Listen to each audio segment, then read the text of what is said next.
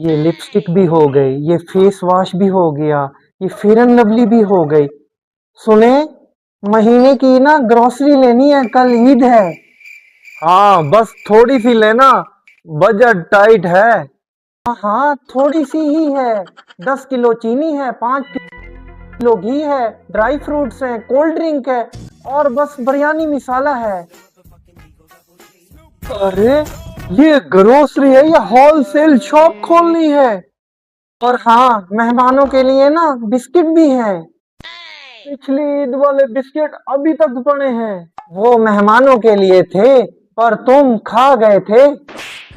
क्या मुसीबत है ये। मेरे वॉलेट में सिर्फ 2,000 रुपए पड़े हैं। कोई बात नहीं, कार्ड यूज कर लो।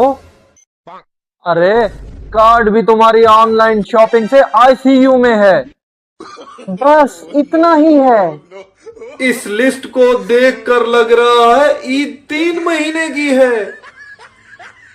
ईद से ज्यादा हस्बैंड को ग्रोसरी की लिस्ट डराती है। Oh my God. उफ। बेगम सही जा रही हो, ग्रोसरी से ज्यादा मेकअप लिस्ट है।